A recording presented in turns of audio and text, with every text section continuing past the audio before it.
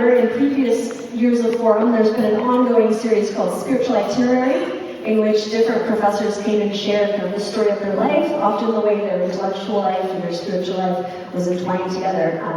And those have always been really, I think, valuable and interesting to hear from the stories of the people among us. And so for tonight, we're kind of taking a page out of that book, but adapting it a little bit. And instead of having just one person tell a longer story, I've invited multiple people to come and share a shorter story for you.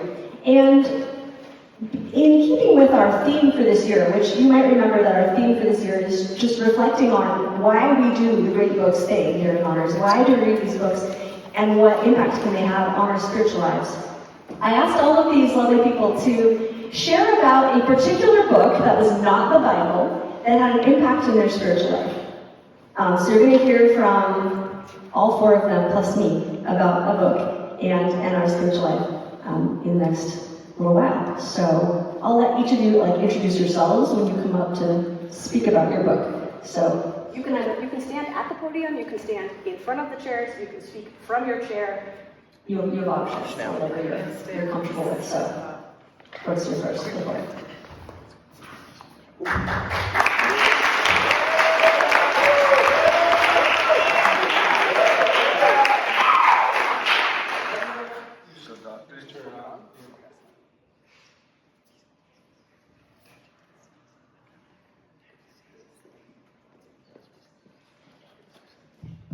Okay. Alexei Fyodorovich Karamazov was the third son of Fyodor Pavlovich Karamazov, a landowner well known in our district in his own day, and still remembered among us owing to his gloomy and tragic death, which happened 13 years ago, which I shall describe in its proper place. So begins the 800-page novel about one of the craziest families you'll ever meet. I was in 10th or 11th grade, homeschooled, starting to feel socially isolated, stuck in the suburbs of Florida,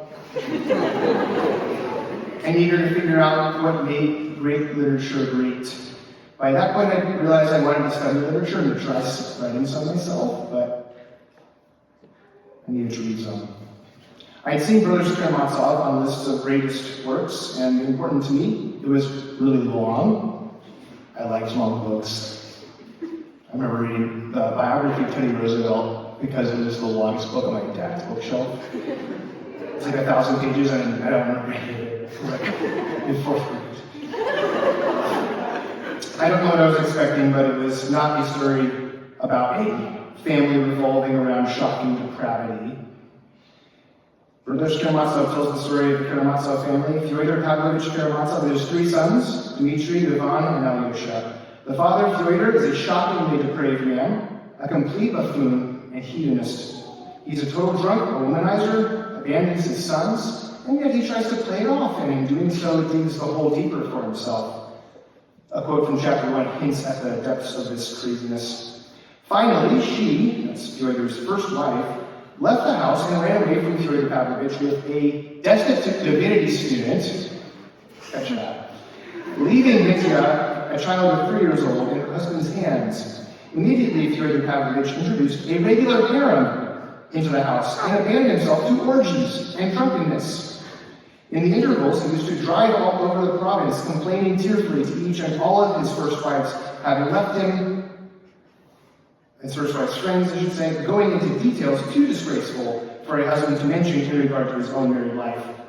What seemed to gratify him and flatter his self-love most was to play the ridiculous part of an injured husband and to parade his woes with embellishments. Fyodor Pavlovich was drunk when he heard of his wife's death. And the story is that he ran out into the street and began shouting with joy, raising his hands to heaven, "Lord, now let us thy servant depart in peace," which is the prayer of St. Simeon, the Christ child is presented to him in the New Testament, i.e., this is super blasphemous, right? Okay. Thus starts the crazy story of the Karamazovs.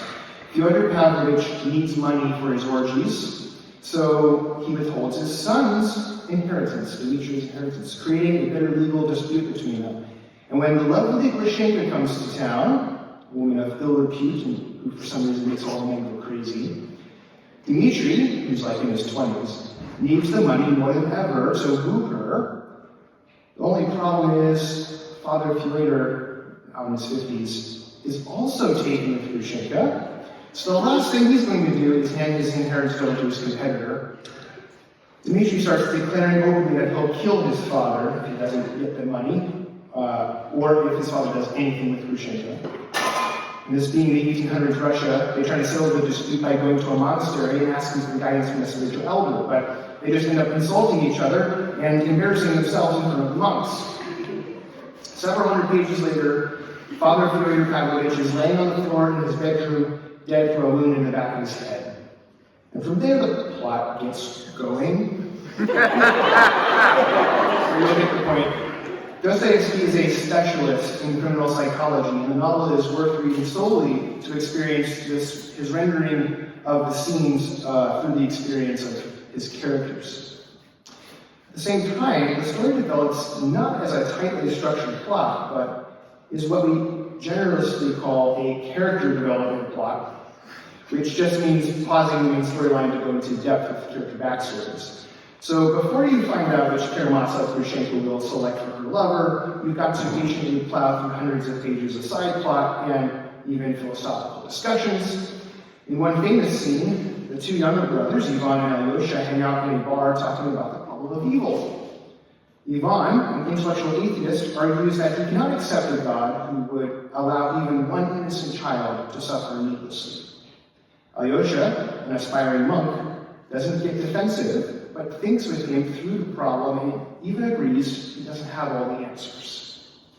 This aspect of the book was expanding and invigorating for me. I loved this world in which brothers could sit at a bar for 3 hours arguing philosophically about God.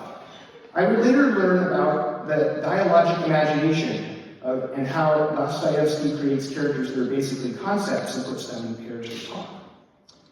Intellectual curiosity had been encouraged generally in my education, but not unconditionally. There were questions about God, for example, that we did not ask. And too much reasoning was suspect. Our minds were infected from the fall, and the Bible warned against leaning on our own understanding. Now I identify these theological ideas as part of an anti-intellectual strain in American Christianity. But here was a world of intellectual openness, a process of thinking deeply and using literature to think deeply, and a freedom and ease with thinking deeply that did not even require one to draw firm conclusions from their exploration. Ivan walks away from the bar still believing it's not right to believe in God. Alyosha, the good Christian monk, doesn't have an answer for it. And to keep going with the story requires real risk on the part of the reader. Ivan's argument against God is so powerful that the editors hesitated to publish it. This book was being published in parts, episodes, until Dostoevsky assured them that he would answer the challenge in the rest of the book. This was the opposite of anti-intellectual. This was saturated and oversaturated intelligence and truth-seeking. The fact that this depth of thought could be combined with sensational storytelling really impressed me. But there was another aspect of the novel that proved transformative, although at the time I was only partially aware of it.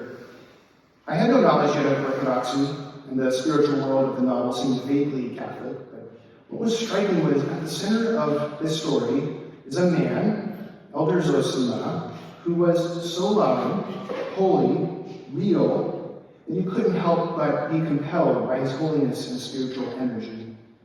He was a humble monk, frail with age, barely able to shuffle outside to see old ladies who visit him for advice and prayers. But you know immediately when you read these scenes that if true saints exist, this is what it would look like. Zosima's character is based on the real life of a Russian monk, but even mediated through fiction, you experience an inner peace when you are spending time with him. I was only vaguely aware of all this. At the time, he just seemed cool, like a real-life Gandalf or Dumbledore. He gives sage advice, can foretell events, and may even perform some miraculous healings. Only later would I learn of the still living practice of monasticism, which testifies that spiritual effort and prayer can sanctify humans to a point where they achieve an inner peace and become real instruments of Christ in the world.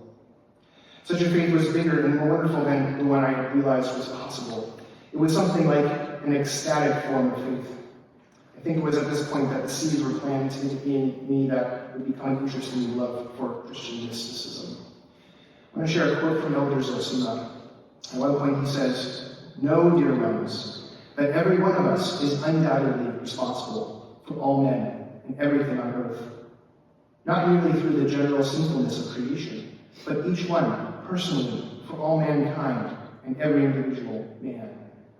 This knowledge is the crown of life for the monk and for every man. For monks are not the special sort of men, but only what all men ought to be. Only through that knowledge our heart grows soft with infinite, universal, inexhaustible love. Then every one of you will have the power to win over the whole world by love and to wash away the sins of the world with your tears." Another point he says, "Love all God's creation, the world and every grain of sand in it. Love every leaf, every ray of God's light. Love the animals, love the plants, love everything.